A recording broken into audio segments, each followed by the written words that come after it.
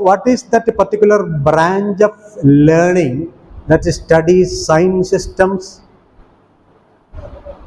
Saussure termed a particular branch of study that studies only sign systems. What is it called? Semiology, right? Semiology or semiotics. Now, Saussure challenged our common sense understanding of language, by which we thought language is a labeling process. You find something, you give it a label. Find this, give it table. This, chair. Saussure said it is not like that. It is not as simple as that. Saussure said, in a sign, there are no positive things. Now, Saussure said, language is a differential system. In language, there are only differences. This is the famous statement made by Saussure. So, we have two different words in English, pin and bin. What makes these two words different? The initial consonants, right? P and B. Otherwise, we have the same sound, in. It is only the initial consonant that gives these two words different identities, right? In other words, it is the difference between P and B that gives us two different words, right? So, same is the case with the concepts also. According to Saussure, concepts are also a differential system, right?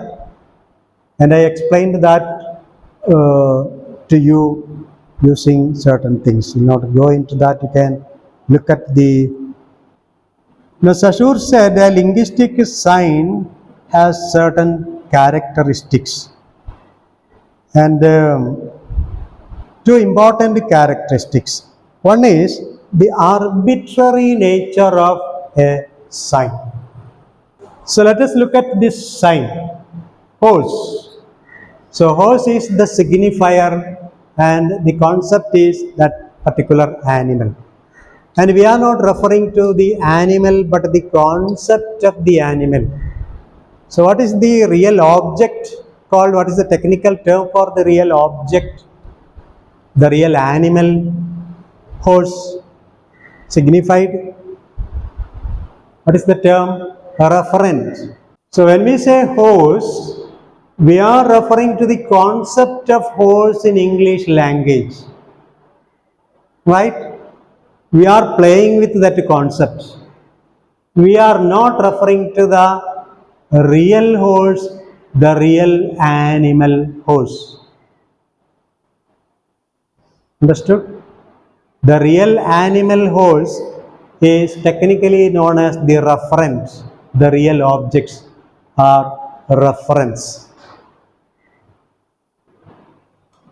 That is why we can speak about horses in a classroom like this, where there are no real horses. I don't have to bring a real horse in the class and tell you something about horse, right? I can speak about horse, you can understand about horse, I can tell you a story about horse, you can very well understand that story even though there is no horse in the class. Because I am making use of that concept of horse or the signified horse that exists in English language, right? And each language understands the world in its own way. Each language has its own concepts of the whole world.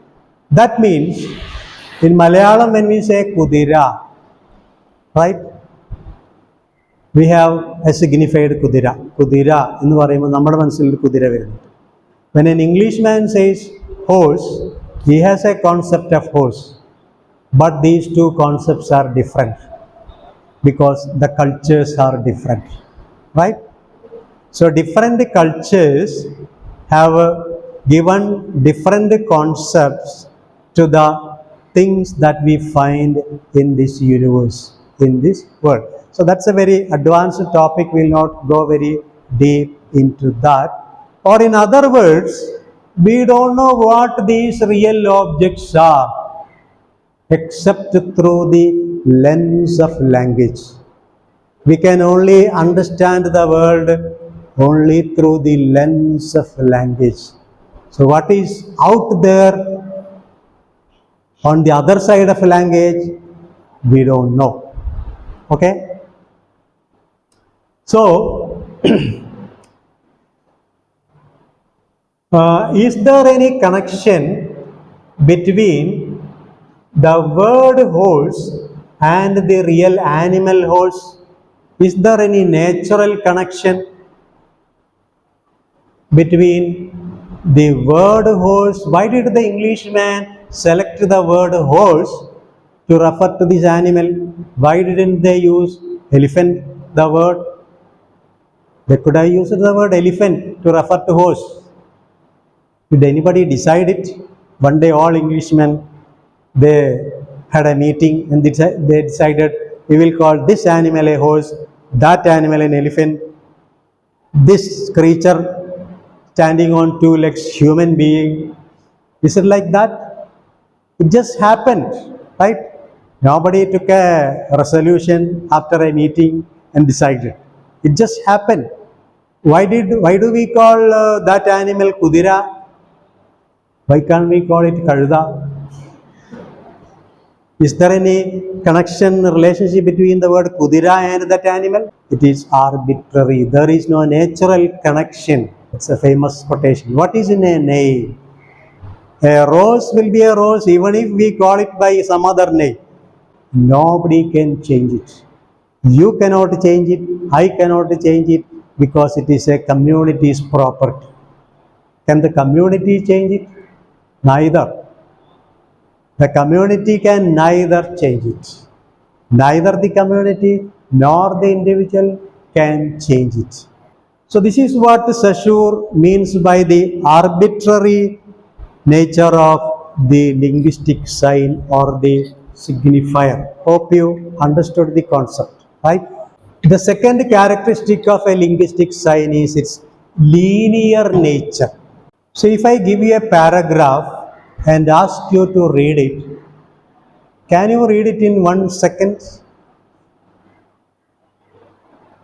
How long will it take for you to read that whole paragraph? How long will it take? How much time?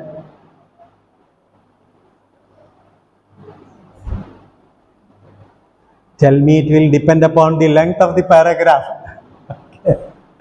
If it's a long paragraph, it may take, say, 10 minutes. If it's a very short paragraph, it may take a few seconds. Now, can you at a glance read a complete paragraph? I give you a whole paragraph. You look at the paragraph, you give me the meaning. Is it possible? No. But if I show you a painting, can you look at the painting, tell you something about the painting? Right? Okay. See the difference? So to read and understand a paragraph, it will take some time. You go from the first word, right? Like this. That means in a linear manner. Linear means line. So you go from left to right, then again from left to right. If it is Arabic, you go from right to left, right? So in any case, it's a linear. Goes like somebody observes the movement of your eye, can see that your eye is moving like a line, right? So this is the linear nature of language, right? But contrast this with a painting. You don't have to look at the painting from this corner, scan your eyes, not necessary. You can have a glance at the painting and say what that painting is. It will take, if you are an expert, a connoisseur of art, then it will take a second to glance at a painting. This is a Picasso painting. This is a Salvador Dali painting, right? But to understand a paragraph, it will require some time, however small it may be, even if it's a few seconds. So that is why Saussure says the language or the signifier or the sign has a linear nature. So these are the two important characteristics of a sign. Understood? Slide 28. There you can see the signified tree and the signifiers in three languages. In English it is tree, Latin it is arbor, in Malayalam it is maram. Right? For the same signified, we have three different signifiers in three different languages. So what does this show? What nature of a sign? Arbitrary nature of a sign. Okay, now one of the very surprising and very exciting concepts put forward by Saussure is the two axes of the structure of language. Saussure said language is structured in two axes, the horizontal axis and the vertical axis. Axis singular, axis plural. So meaning is structured in two axes. Saussure used two technical terms. For horizontal axis, he used this technical term syntagmatic. So this is the syntagmatic axis. For the vertical axis, he used the term paradigmatic. Paradigmatic axis. There is a paradigm, the word paradigm in English language. When there is a revolutionary change, we talk about a shift in paradigm, right? A complete change, a total change. So horizontal axis, it is like the graph. We have the x-axis and the y-axis. So here it is horizontal axis or syntagmatic axis, and this is the vertical axis or the paradigmatic axis. Okay, what does Saussure mean by this? Let us take a simple sentence. So here we have three words or three signs. Sign number 1, 2, 3, right? And we have arranged them according to the lang of English language. So this sentence will make sense, right? So first comes she, then comes is, then comes married, right? You can also rearrange these three signs in another manner. For example, I will do it here. Are these two sentences the same? Do they make the same sense? We know that this is a statement, this is a question, right? How did the statement become a question? We just rearranged the signs. That is, we rearranged the signs on the horizontal axis, right? So you can change meanings of a sentence using the same signs by rearranging them in the horizontal axis. Understood? So you are using the same signs. The same signs are used in the first sentence as well as the second sentence.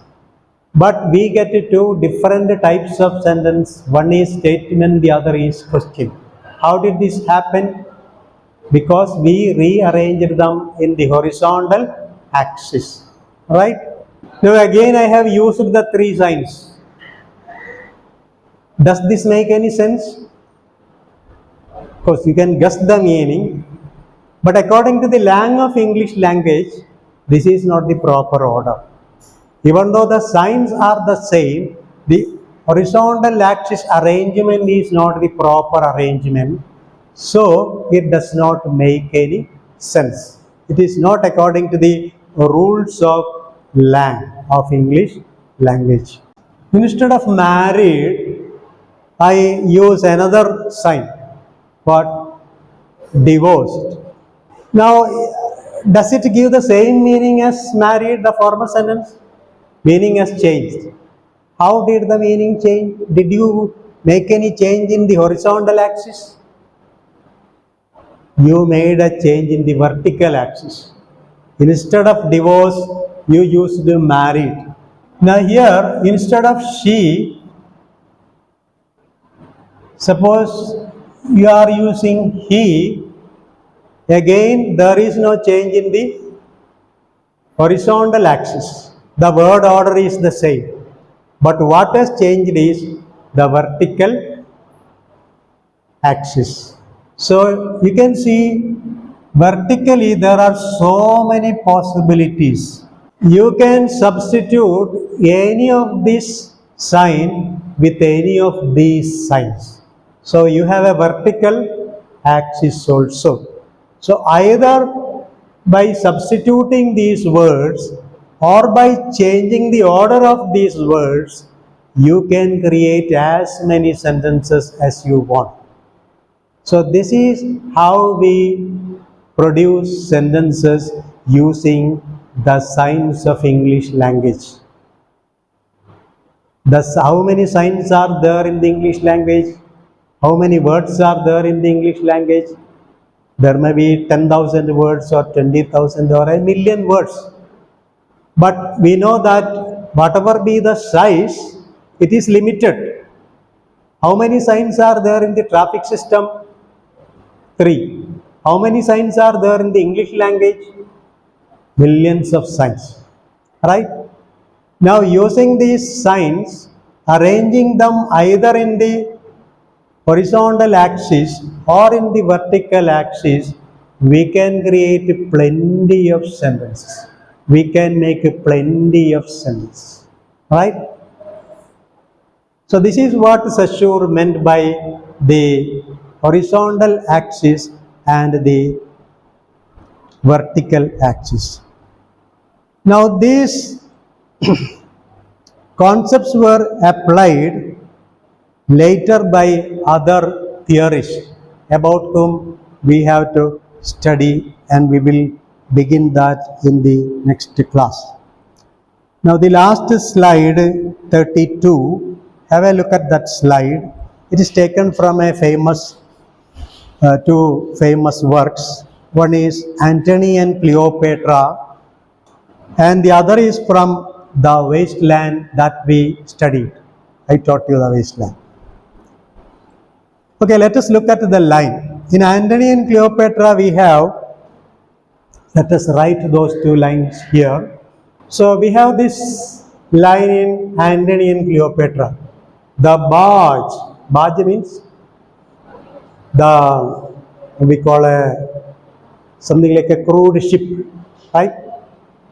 So a royal ship, we can call it a royal ship. The barge she sat in like a burnished throne. It looked like a burnished, beautiful, shining throne. So this is from Antony and Cleopatra. What is the line from the wasteland?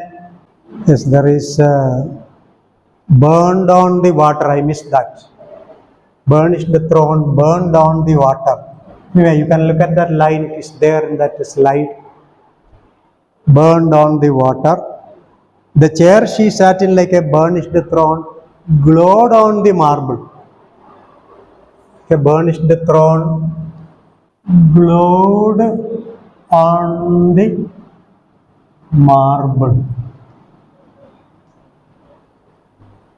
Now, when you look at these two lines, can you tell me by making what change on which axis Eliot has created this line? On the syntagmatic axis or the paradigmatic axis, on the horizontal or the vertical. Paradigmatic, vertical. He has just substituted, instead of barge, he substituted chair. Everything else looks like. The barge she sat in, the chair she sat in, like a burnished throne, no change. But burned on the water in Shakespeare, he changed it to glowed on the marble. Right? So by substituting certain words in the vertical order, he has already created a different line and given different meaning, right? So you can take any sentence, substitute certain words and thus change the sentence. So try a few sentences. When I come in the next class, take one or two simple sentences, substitute those sentences on the paradigmatic axis and see if you can change it. Okay?